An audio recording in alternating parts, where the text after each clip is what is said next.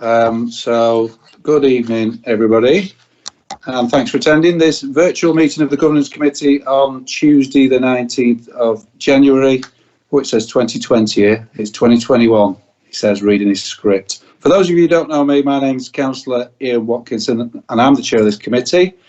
Councillor Colin Sharples is the vice chair. Also present are our officers. I'm not sure, I've not got a list down of all the officers that are here, but we've got several officers with us this evening. In light of the recent announcement on further lockdown restrictions due to the more contagious COVID-19 variant, in order to avoid unnecessary travel to the Civic Centre, I've decided that this meeting will be held entirely virtually via Microsoft Teams. Members are therefore asked to keep their microphone on mute and only unmute when they wish to speak. And could I remind members to unmute themselves once they have finished speaking to enable the meeting to proceed smoothly. We'll do the best we can with it. Please note this meeting is recorded and live streamed on YouTube. The web address for this is displayed on the agenda for the meeting and can be found on the Council's website. Officers will present each report, after which I will bring the item into committee. If any committee members wish to speak on an item, you should use the raise your hand feature or use the chat function in the top right hand corner to notify our moderator that you wish to speak, and I'll then invite you to speak in alphabetical order. After committee has considered the reports, I will invite comments from any members not on the committee. If the technology fails, then I will adjourn the meeting for several minutes to try and resolve the issue, or if this is not possible, a new date and time will be organised. Okay, so please can I ask all members to confirm they can see, hear and speak before the meeting begins, and I'll call out each member alphabetically. So Councillor Bretherton. Yes, I can hear and see. You. Thanks very much. Councillor Clark. All faculties working in order. Marvellous. Councillor Amelia. Yes, I can see and hear. Wonderful. Councillor Sharples. Yes, all fine, Chair. Thanks very much. Councillor Smith. Good evening, Chairman. Yes, I can hear and see. Thank you. Thanks very much. And Councillor Turner. Yes, can see and hear. Thank you.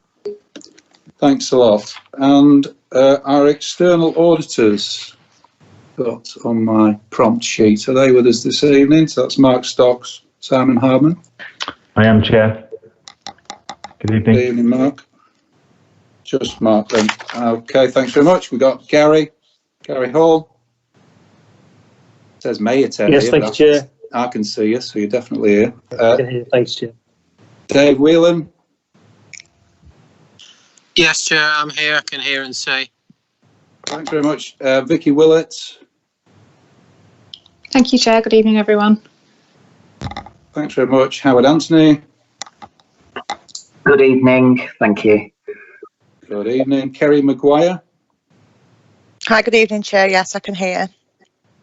Thanks a lot. Darren Crenshaw. Yes, Chair. Thanks very much. And Claire Gornall. Yes, thank you, Chair. Thanks very much. Okay, so we can all see and hear each other. We can now start. So, item number 1, apologies. None received, Chair. Thanks very much. Item number 2, declarations of interest. As this is a virtual meeting, if a member has a pecuniary interest, they are requested to leave the meeting completely rather than just mute their microphone. The member can rejoin the meeting following the completion of the item in question. Does anyone have any interest to declare? No. Excellent. Moving on. Item number 3, minutes of the last meeting.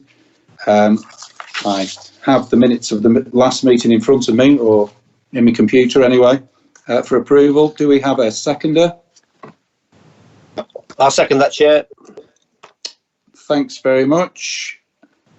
I can see Councillor Clark's got his hand raised electronically. Councillor Clark, is that something to do with the minutes? Yes, I find the minutes okay. Just a question arising from the minutes, Chairman. It mentions in minute 69 that the external auditor plans to issue a statutory section 24 notice. I wondered if that was now, had that been received by the council? Okay, thanks for that, Councillor Clark. I'm not sure who would want to pick that up. Shall I?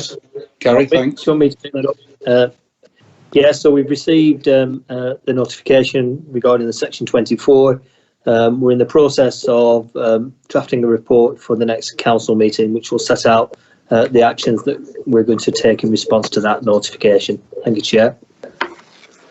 Thanks for that, Gary. Is that okay, Colin? Yes, fine. It's going to the next council. Thank you. Okay. Okay, barring any other queries on the minutes, then we can approve those. Down on the agenda that I've got, and some of you might have, would be item number 4, update on the statement of account and audit, but that's already been done, so that item has been withdrawn from the agenda. Hopefully that was clear for everybody, which takes us on to Gary. Did you want to come in on that? Yeah, Chair. If you recall, we did get a delegation at the last meeting, so it might just be worth just update. If Mark could just update the committee on progress, I think that might be useful. If everybody else is happy with that, I'm happy with that. Yeah. Okay. Over to you, Mark.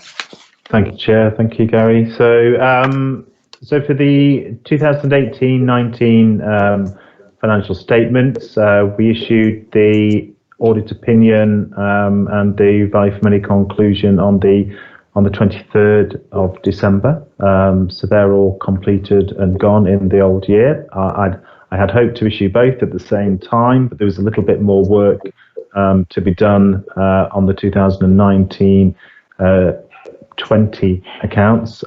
So they were concluded on the 12th of January, and I issued the audit opinion and the value for money conclusion along with the section 24 recommendations, and I closed that audit on that date.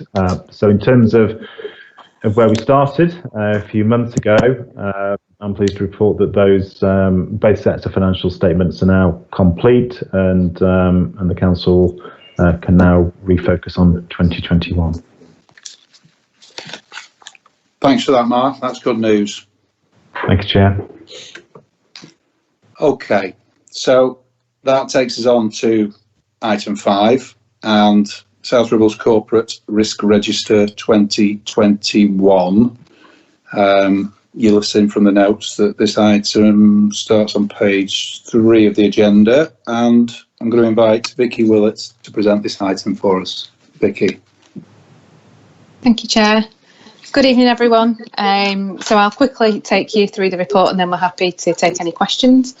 So the strategic risk register that you have in front of you is one of a suite of risk management tools that we use at the council. This risk register is the main overarching document that captures the key risks to the council and that need to be managed in a coordinated way. So that's anything that may cause harm reputationally, operationally, environmentally. So it covers a range of things. There's a number of different documents with the agenda pack, and they're the same information just presented in different ways, because I think the risk register itself, once you get onto the big spreadsheet, can be a bit unwieldy. It's quite a lot of information on one document. So we've got a summary report, which I'll quickly go through now. Then you've got the big spreadsheet, which sets everything out in more detail. And then there's a supplementary, which is more of an action plan, but the aim of that was to draw out the actions and the controls so that you can see what's in place and what has helped to bring the scores down for those risks, which we'll cover off now. So just going through the main report, the main report covers the methods that we've used to score and categorise the risks. So we've taken a view of all the risks that are facing the council, and then we've applied a number of approaches to help us to manage the risks. So at point 6, it says that the report covers 16 risks in total, and they have been arrived at through reviewing all of the risks and then scoring them. So the matrix that we've used is covered at point 10. You can see there it's a 4x4 matrix. There is in fact a label missing off the left axis there, which is probably quite critical. So along the bottom you've got the likelihood of the risk occurring, and then up the left hand axis you've got the impact that would have on the council if the risk did occur. And the figure that the score is the one that you get by kind of mapping across those 2 points, so hopefully that's quite straightforward. And then there are 3 scores that we apply in terms of risk. The inherent risk, which is the risk score based on doing nothing. So if we identified a risk and it was highly likely that it would occur and have a high impact on the council, that would be scored at 16, and that would be considered the inherent risk score. If we then put some controls in place, which we do around all of the risks that we've identified, you would get a residual score, and that's the one that's shown in the supplementary. So that is the score with all of those controls and actions in place. And then when we put in place actions, we have a target risk that we want to achieve as a council. So we always want to look to bring that risk down as much as possible, that risk score down, so then we have a target risk. So they're the 3 different scores that you're looking at. And then we've categorised by the 5 factors, and that's really just to help us group them from a management point of view. So we've got environmental factors, political factors, financial, regional and national factors, and then previous risks experienced by the council.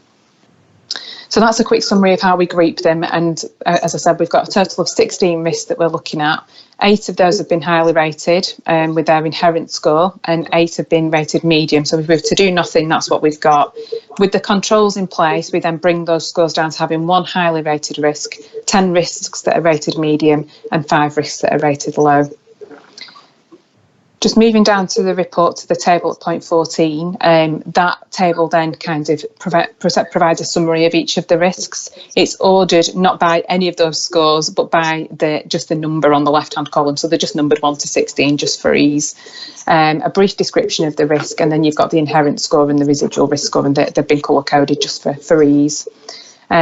So just to draw attention to some of the key ones, I suppose, and to say that in the big spreadsheet you've got all the information that sits behind this summary. So the big spreadsheet shows the different controls that are in place, and then to the right hand side of the table you've got all the actions as well and the action owners. So each of the risks and the actions has been assigned to a lead officer. So just to pick out, I suppose, a couple of key points from the report. The most highly scoring risk, as you'll be able to see from the table, is service delivery, and the risk that the ability of the council to continue its service delivery being either halted or significantly scaled back as a result of major incidents or emergencies. And I think we all know what that relates to at the moment. Previously, in previous years, that risk might have been scored a lot lower, but because of the position that we're in at the moment, that is the highest scoring risk. So I think there are a number of actions and controls in place, including our business continuity management plans, our emergency planning processes, and they all help to bring the residual risk score down to 9. So you can see that one as one of the more highly rated risks. That one then does have an impact on a number of other things, including finances, and future planning, and our ability to adapt as an organisation and react to changing circumstances. So they're also quite highly scored, so you'll be able to see those there. Risk 9, I think, is another one of those, sorry, just find my number. Risk 03, financial sustainability. So mainly that's due to uncertainty. They're scored very highly because we know that we're dealing with a lot of uncertainty around what we'll be facing over the coming months, both in terms of the pandemic and our financial position. But there are controls in place that help to bring that score down. And then just moving down the report, I suppose there's a number in there, strategic partnerships at risk R08. That is more broadly related to how we work with our partners, given that a lot of what we deliver is dependent on partnership working. That one highlights specifically the City deal, but we do have a range of controls in place through things like the South Ribble Partnership and ongoing partnership working. So although the risk remains high, I think a lot of those issues are being dealt with actively at the moment. And then I suppose looking at the more kind of medium level risks, they're met primarily around things like staffing, staff satisfaction, and internal processes, and they're things that we perhaps have a little bit more control over and a bit more certainty around, so, and therefore rated at a medium level. So I think the register itself picked up on kind of a lot of the key issues at the moment. And there is more detail in the big spreadsheet, and the actions and the kind of specific things that we're working on at the moment are detailed in the supplementary document. I should add that this has been put together by Howard Anthony and the team, so Howard is on the call to help with any questions and should take a lot of credit for the work that's been done on pulling this together, but we're happy to take any questions. Thank you, Chair. Thanks, Vicky. Thanks for that. That's excellent. So with that, we'll move straight on to questions from the committee. Right. Go on, Claire, help me out. Who have we got? Councillor Turner. Councillor Turner, please. Hi, good evening, and thank you, Chair. Yeah, just a couple of observations, really, which might be more to my lack of understanding in general. But when I went through the risk register, first of all, it's great to see that this risk register, unlike the first one I saw when I became a councillor, probably is it 2 years ago now, it's good to see. I'm pleased that there are appointed owners now, specifically named titled owners, which I think was something we probably didn't have before. So that's good. It gives me a bit more confidence. Just as a general point, I read through risk 9, 10 and 11, and when certainly the way I've read it, from my point of view, I'm not so sure they are as specific risks, but more the bread and butter work in progress that you would expect a council to do, you know, in terms of having sort of regular workings, the basic workings of any council or entity. They don't really read to me as sort of hard critical risks. Like, I mean, I think I recognise the city deal at IO8 is definitely a risk because of the circumstances of, I believe, poor contracting on behalf of Lancashire County Council.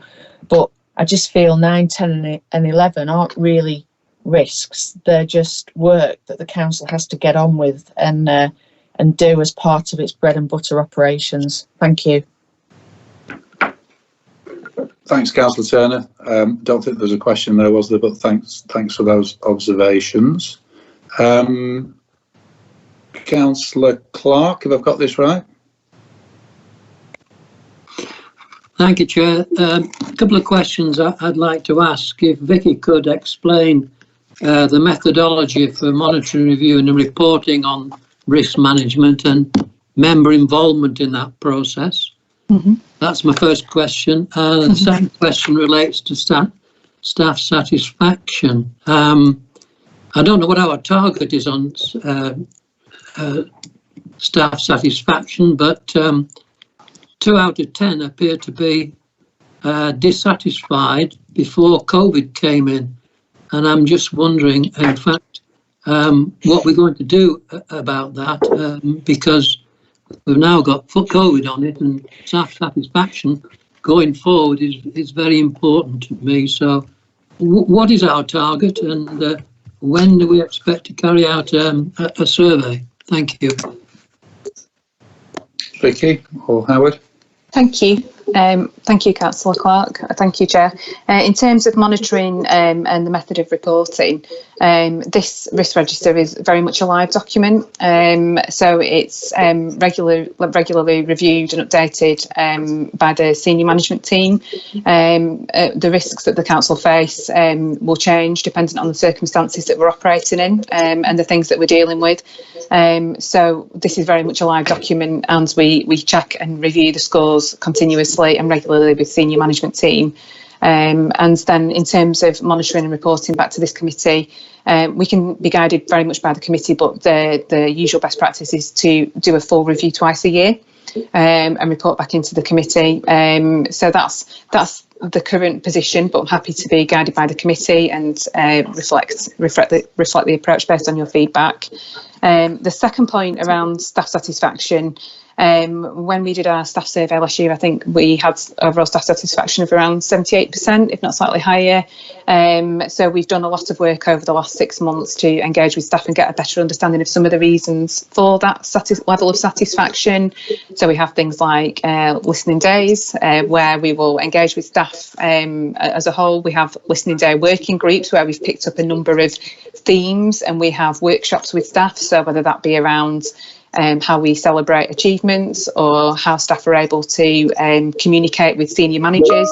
We have a number of workshops to understand that in more detail so that we can develop action plans and so that staff are engaged and part of being involved in delivering those action plans. We need to get that understanding from the people who we work with, and they need to, and it works better when they come up with the ideas together. We will probably over the next couple of months undertake another review of staff satisfaction just to understand the impact that COVID's had on the workforce. I think generally morale is fairly positive. Through the working groups, we've had feedback from staff, but there are always things that we can do better. And I think it's important that we kind of do that temperature check to get that understanding, so that we can act appropriately and make sure that we're doing things to improve satisfaction.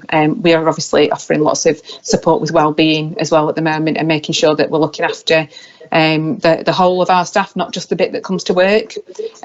So making sure that they've got in place support with physical wellbeing and mental health and all the different aspects that affect somebody, and their level of satisfaction. So we're doing a range of things around that at the moment. Does that answer your question, or is there anything else I can add?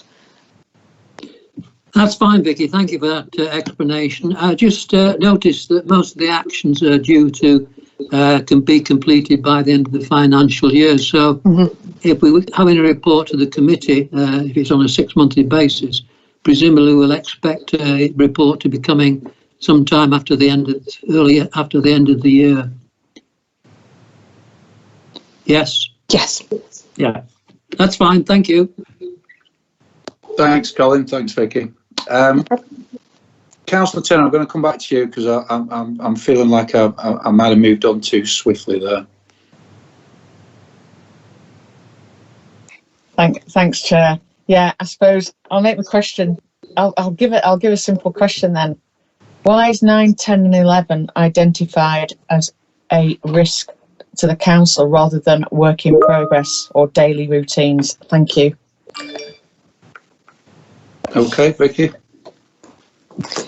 I take your point, and I think I think they are things that we're actively dealing with at the moment. So I can understand why they might look different to some of the other risks. But I suppose what I would say is that it's the risk of us not dealing with some of these issues. So particularly, for example, risk R9, I think is one of the ones that he picks up around agile services.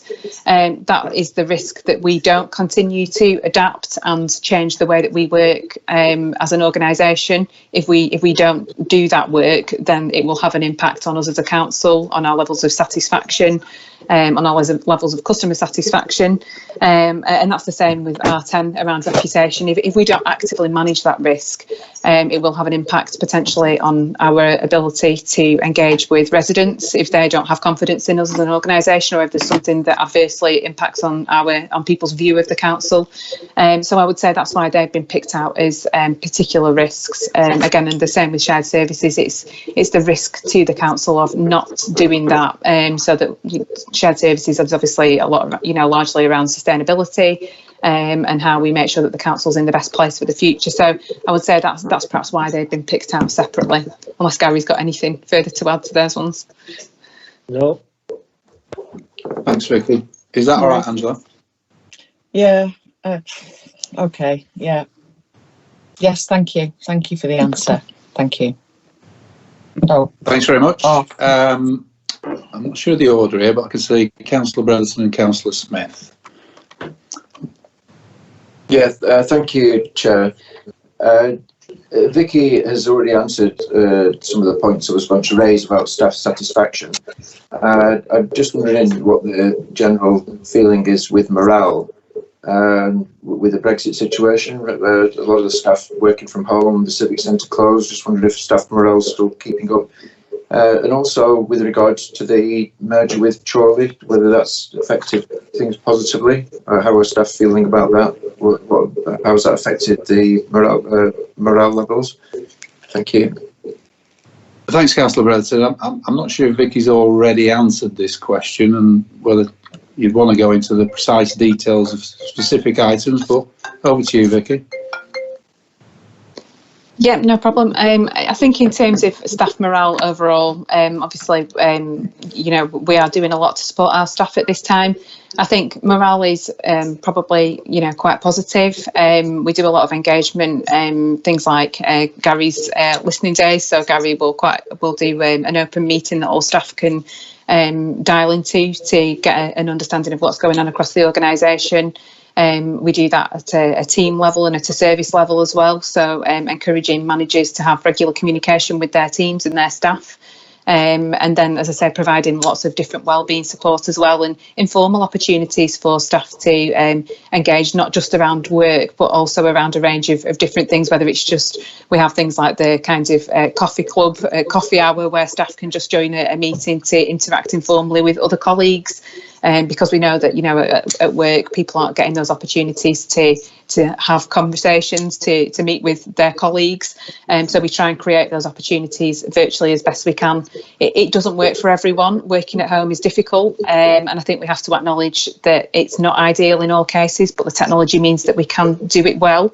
But there are some staff who just generally prefer to be in an office environment and interact with people on a face-to-face basis, which I think is perfectly understandable and something that, you know, we hope we can get back to soon, with perhaps a hybrid of the best of both ways of working. So I would say that's perhaps where we're at the moment. And, you know, I think it changes fairly regularly, but we do as much as we can to support our staff through a whole range of measures. Don't know if Gary wants to add anything. I could see his hand up. Go on, Gary. I think there was a specific question about shared services, which I'm happy to pick up. So we are going through a period of change, as well as experiencing the impact of COVID.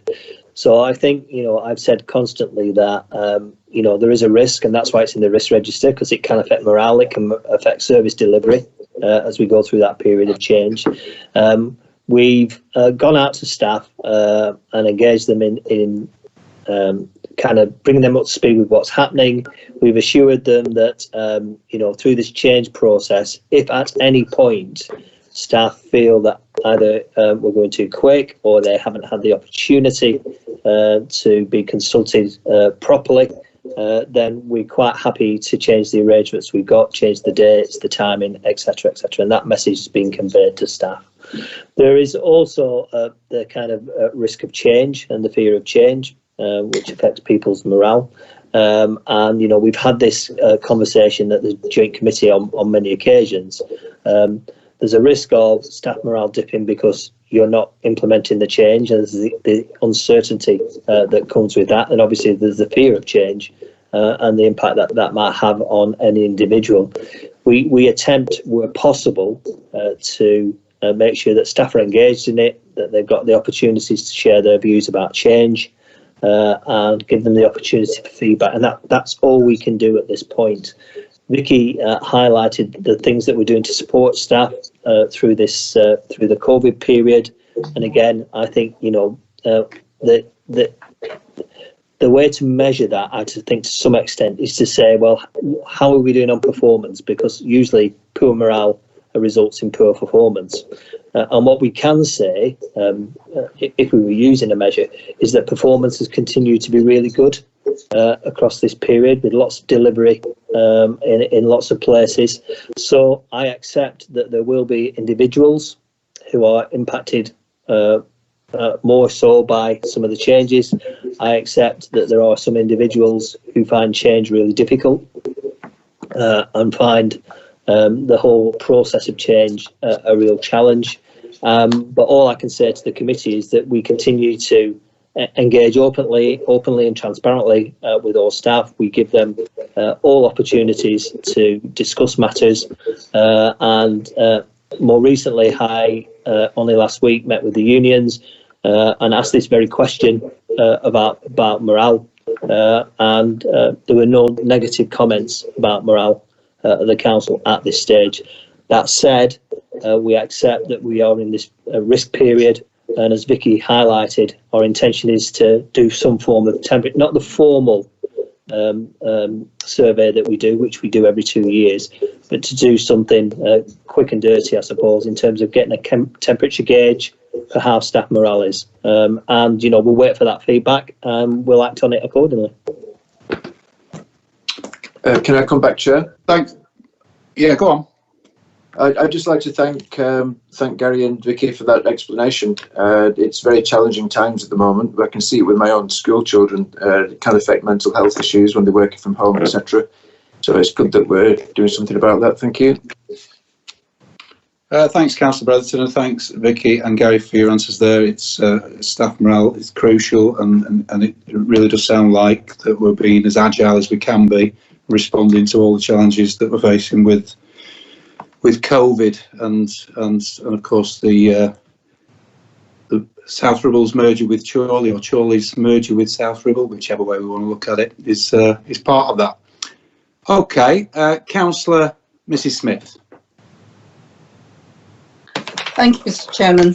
And can I thank Vicky for the explanation at the beginning? It was very helpful, taking us through actually how it has all come together and how the matrix works and everything. I think that's very, very helpful. One of my concerns is one of the risks, which is 8, which is the strategic partnerships. And it does mention particularly City Deal. And as we go along the big sheet, the matrix, and the spreadsheet, when we get to the end, which is the action time, we've got it as the 31st of March 2001, and the action score has gone to green. I'm just wondering how you see that as a green marker when it is obviously such a huge risk that we're in at the moment with the City Deal and our partners at Lancashire County Council and Preston. And should that risk be actually a higher risk? That's one. On item 9, which is the agile service, the agile working, which is obviously, I'm sorry that you're having to put these glasses on. I don't normally wear glasses, but this printing is so tiny. I don't know. I think it's the failure to adapt the business model and service to reflect change. I'm just wondering how we are feeling with the paper that is going to Cabinet tomorrow night as regards the leisure services, and that is obviously going to be quite a big challenge for the council and also a big risk for the council. And should that be highlighted as a risk in its own way as the leisure services as a risk? That was something I'd just like to query. And the other one is item 15, the risk 15, which is the shared system of arrangement to facilitate South Ribble Together Hub COVID and the citizens' advice leaving to poor service or data breaches. I'm just a bit unsure about exactly what that's saying to me, and if you could give me some explanation of that, thank you, Vicky, I'd be grateful. Thank you. Thanks, Councillor Smith. Vicky? Vicky, do you want me to do the City Deal one? Yes, if you like, that's fine with me. And then you can perhaps do the others. I think it's highlighted as a risk, Margaret, because there are a number of risks, aren't there? Both in terms of delivery and reputation to the council through the failure of that particular deal. I think the reason that we've scored it quite low in terms of residual risk is that the council has made its position very clear.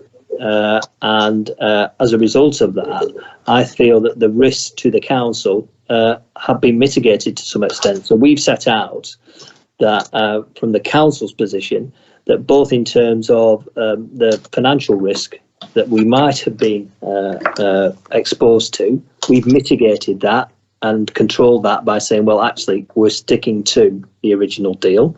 Now, there's still further work to do on that, and the leader of the council and I are on with that work to make sure that that message is made clear to the City Deal executive.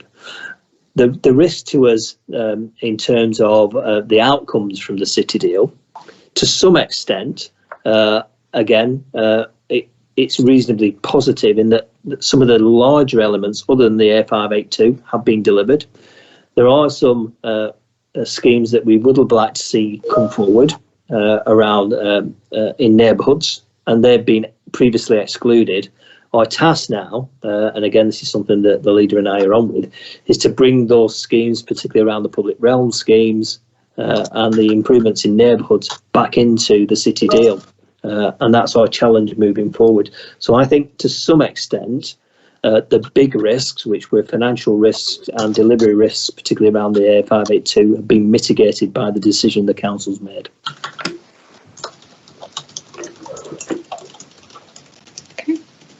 Do you want me to do then the next one? Sorry. Do you want to do the others, Vicky? Yeah, so I think the next one was around the leisure contract, which I think is obviously being considered this week. And after that decision has been taken, I suppose, given what we've kind of previously mentioned about the risk register being an agile and kind of a living document, at that point we would take a view as to whether it should be incorporated as a standalone item within the risk register. Or whether in fact it would be recognised under one of the existing risk headings. It may well be that it falls under wider service delivery, given that it's the impact or the risk that the leisure arrangement would have on our ability to deliver our services in terms of things like capacity and resources. But I think that's something that once the decision or the consideration's been given this week, we can review in terms of the risk register. And then on the final one, R15, this one in particular is related to, it might, on a first glance appear quite similar to the risk around ICT security and data protection at R07. But this risk R15 specifically relates to third-party access to our systems. And some of the work that we're doing now with partners to kind of have a better approach to partnership working. We know that something that we don't do well with our health partners often is talk to each other and make sure that we're all working in the same way. So as part of this work, we're looking at how we can better share our intelligence and information.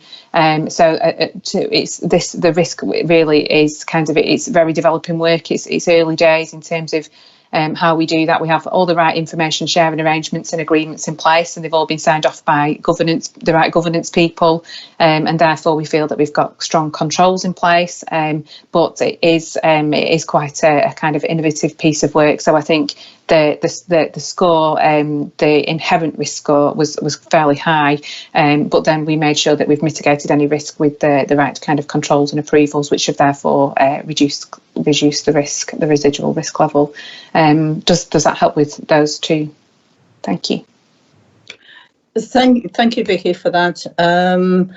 I'm very happy that you reiterate that it is a living working document, and therefore if it comes along that leisure has to be put into a particular category of its own, or it is highlighted.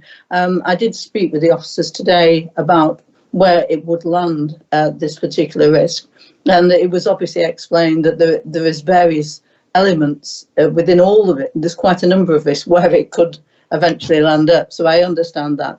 But I just thought it was worth highlighting that it may be a possibility that it needs to have its own risk. Thank you for the explanation. No problem. Thanks very much for that. Any other questions from members on the committee? No? Oh, I can see one person's raised their hand. Who's that? So it's Councillor Foster, even before I've said members not on the committee. So Councillor Foster, I'm guessing he's next. Am I right there?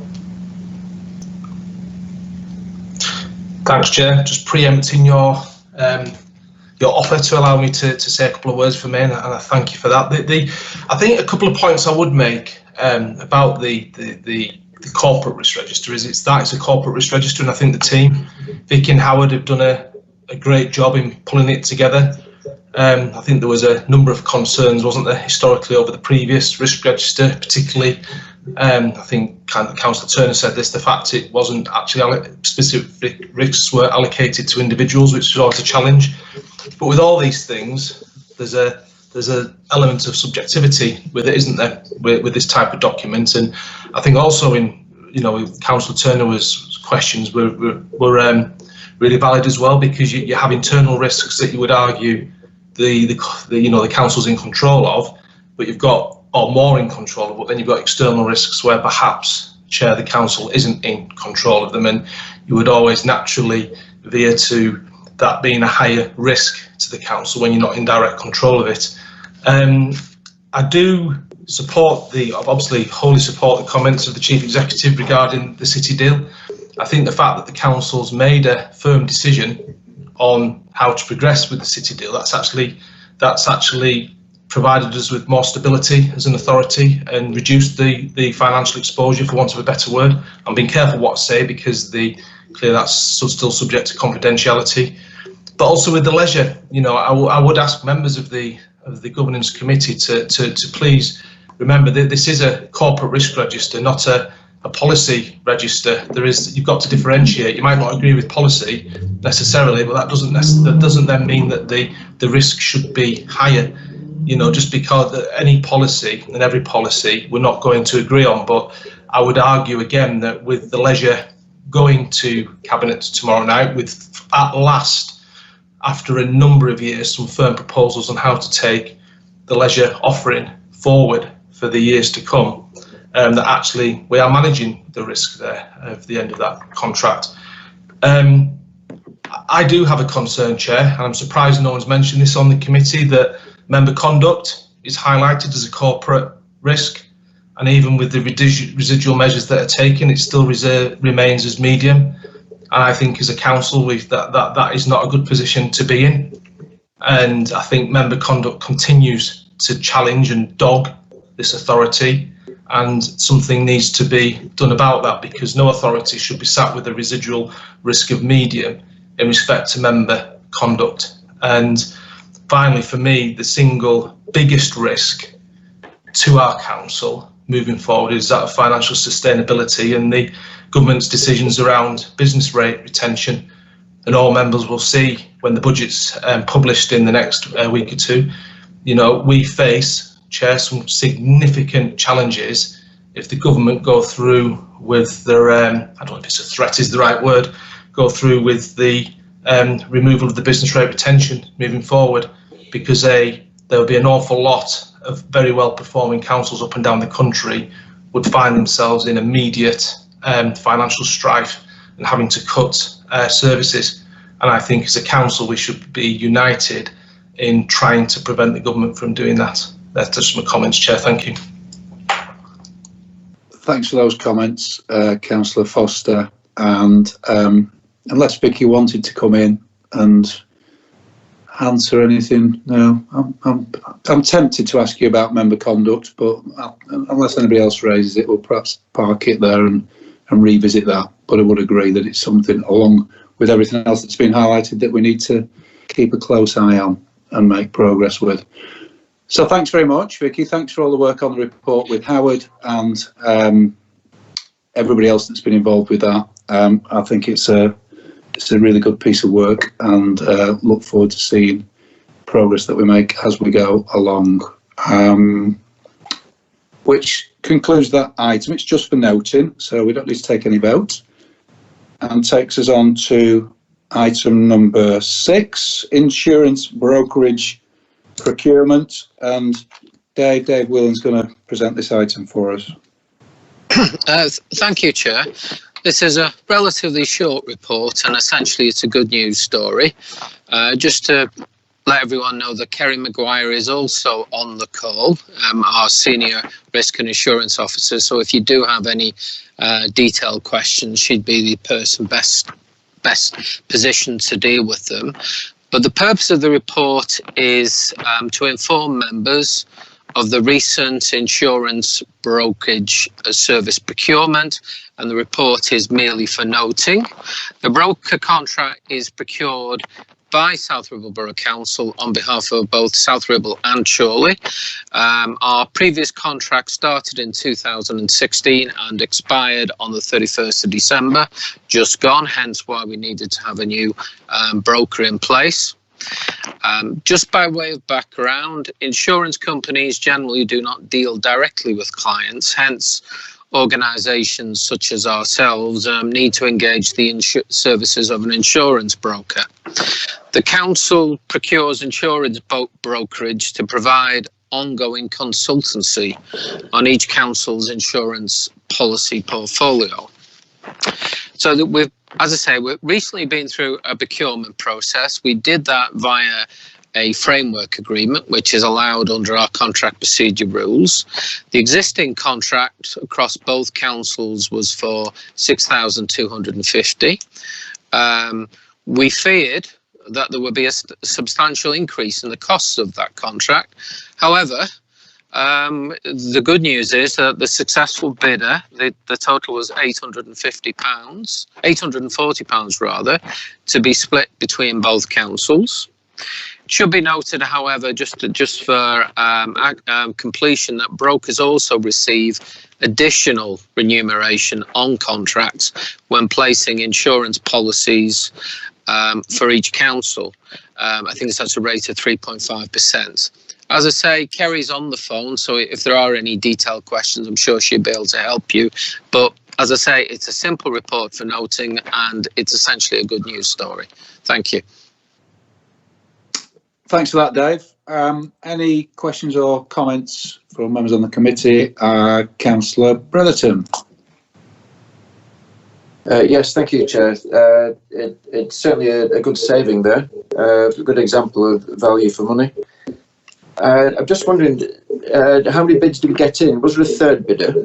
If there was, how much, what quote did they put in? And has there been much due diligence on the successful bidder in terms of reputation and etc. for AJ Gallagher? Thank you. Dave? Yeah, I mean, through you, Chair, could I ask Kerry Maguire to come in? Because, as I say, she's the one with the detailed knowledge of what's happened in this particular instance. Absolutely. Thanks, Dave. Yeah, we received 3 bids for this, and the successful bidder, what we do, we use a criteria for the scoring of the bids. So it was 70% quality and 30% price. So the successful bidder obviously got the 30%. So there was 3 bids. One was substantially greater, more than we were currently paying, and the other one was sort of in between. But the quality of the brokerage service is far more important. So a lot of the weighting of the outcome went on the quality of the bid that the brokers provided. So firstly, with the framework, there's a standard level of expectation that the brokerage companies that sign up to the framework agree to this basic level. So that outlines what they will deliver and the key performance indicators, etc. On top of that, we asked additional criteria questions specific to our needs as the 2 authorities. So yeah, there was quite a lot of due diligence on all 3 of the bidders, and obviously the successful AJ Gallagher's were the highest scoring on price and on the quality scoring for the procurement. Thanks, Chair. Thanks, Kerry. Is that all right, Councillor Brotherton? Yeah, thank you for that explanation. It's good to see that 70% was based on quality, which probably answers what I was trying to get at. Thank you. Thanks very much. Councillor Clark. Just a couple of questions, Chairman. If Kerry could tell us, I'm looking in the report to see, in fact, whether this is an annual, whether this contract covers more than 1 year, and if so, is there an opportunity to extend it as we did with the previous one? Yeah, certainly.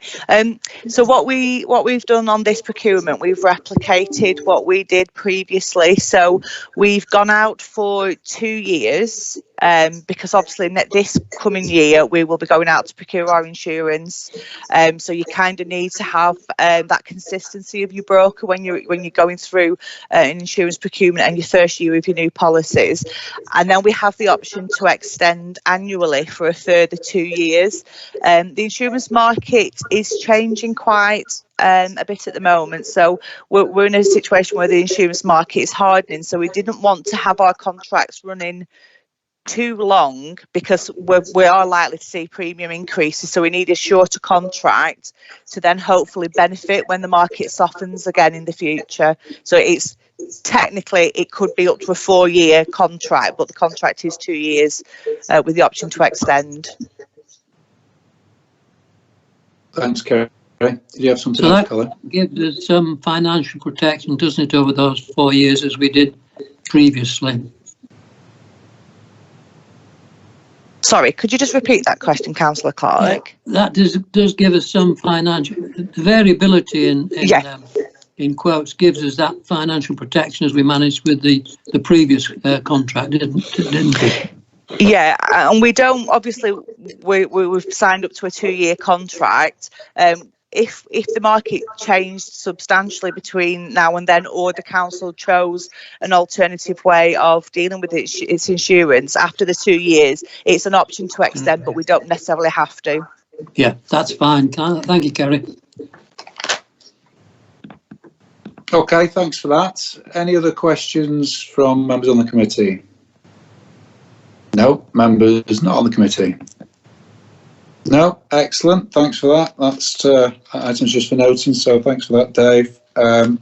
Although we'll move on to item number 7, and it's you again, presenting us the RIPA update. Over to you, Dave. Yes, Chair. I feel like I should almost apologise for this report because it's almost like reporting. It's almost like a non-report. But it is considered good practice to bring a report each year just to outline the use of our RIPA powers, and hence the reason why this report is here. Previously, we've included some information in general annual reports, but this time it was considered better to bring a separate, discrete report to cover the issue. So this report relates to the council's use of its powers under the Regulation of Investigatory Powers Act 2000, known as RIPA. Now, what RIPA does is it provides the framework, the legal framework, within which covert surveillance operations must be conducted in order to ensure that investigatory powers are in accordance with human rights legislation. It came into force back in the year 2000, and at that time, this council, along with the vast majority of other councils, did make use of its powers. A classic example would be monitoring of noise. There's a complaint about somebody living in a residential property making too much noise, impacting on neighbour. Previously, at that stage, there would be a covert operation. Noise monitoring equipment would be put into somebody's house, and the neighbours wouldn't know about it. In recent years, however, we have, and this is not just true of South Ribble Borough Council, this is true of councils across the board, we've moved away from making use of our RIPA powers.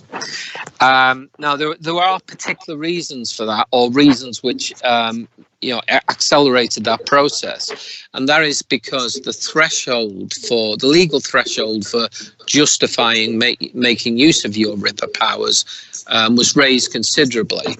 This is around about 2007 and 8.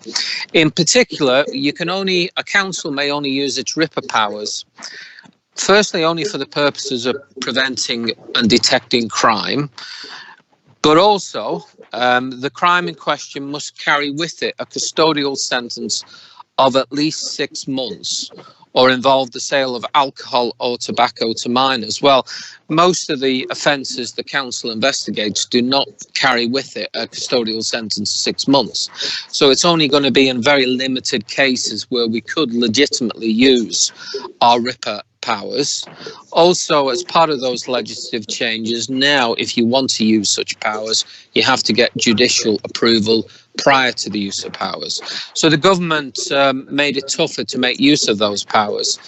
And South Ribble, like I suspect the comfortable majority of district councils, have made very little of use of their powers since. Indeed, I mean, last 12 months we've made no use of our powers. Indeed, we haven't made use of any such powers since the year 2008. What we have done in the meantime is find alternative ways to resolve problems. So, for example, in the example I gave at the outset of a noise problem, now we will write to the individuals concerned saying we may well be monitoring your property between certain dates. We put them on notice. That makes the surveillance overt as opposed to covert, and hence you're not into the realms of RIPA. The other reason why the report needed to be brought was just to inform Governance Committee that we did have an inspection of our RIPA regime last year. It was done remotely in the circumstances and the COVID circumstances. The Investigatory Powers Commissioner's Office inspected our policy on the matter, on our various procedures, spoke to me at length. They were happy with the procedures we had in place. They were happy with our policy. They recommended that we needed to carry out some refresher training for officers concerned, which we were aware of and we're in the process of sorting out, involving our colleagues in Chorley, so that we can have get some external specialist in to provide training to relevant officers. There are some very minor changes required to policy. They primarily relate to some of the recent changes in the management structure, the shared management structure, that we'll need to bring the policy up to date to reflect that. But overall, the Commissioner considered the policy to be sound. And as I say, the changes, the principal changes that need to be made, which aren't great, are those necessary to reflect the current management structure. So that's the report, Chair. It's basically saying we haven't made use of our RIPA powers. Generally speaking, you should only do so in exceptional circumstances. I can assure members that if we were presented with exceptional circumstances and if the criteria was met, then we would consider making use of such powers. I can also assure members that sometimes if we're on a joint operation, for example, on a licensing matter, we'll often be working with the police, we'll often be working with trading standards, and sometimes they will use their powers in that regard.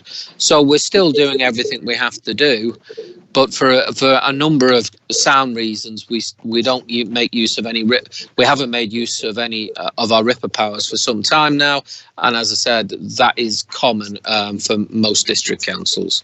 Thank you, Chair. Thanks, David. Thanks for that report, and no apologies needed. It is good practice to bring it to us, and I think the rest of the committee would agree and welcome your update report on that. Do you have any questions from any members of the committee? Councillor Clark. Just a quick query, Chairman. If Dave could just tell me whether, in fact, we could move quickly on this, knowing full well the Judicial Authority would have to approach to get things done. Have we got a list? I don't know how far it needs to go, whether it's magistrate or judge. Thanks. Yes, Councillor Clark, it would need to go to the Magistrates' Court. There would need to be internal sign-off first by one of the authorising officers. That's where the policy does need to be slightly updated to reflect the new management structure, because it would be one of the directors in effect who would provide that authorisation, and then it would need to go to the Magistrates' Court. I would expect that we could get a hearing very quickly if we needed to before the Magistrates' Court, but it's not something we've so far needed to do. Thank you. Thanks for that, Dave and Colin. Any other questions from members on the committee? No. From any members not on the committee? No. Okay, thanks very much for that, Dave. And there's no votes needed on that. That report's just for noting, which brings us to the end of the meeting. So thanks very much to everybody for attending. And thanks very much for making or helping make this virtual only meeting work. I suspect it's looking like that's going to have to be the way forward. And some of you will have been sent the details that I've just been sent during that meeting, that 1,610 people died, the highest number on any day since the start of the pandemic, which is appalling. But the highest death rate in the world reported yesterday. That's the reality of where we are. So stay safe, everybody, and look forward to seeing you all again soon. Thanks very much. Thank you, Chair. Thank you, Chair. Good night. Thank you. Thank you. Nice, everybody.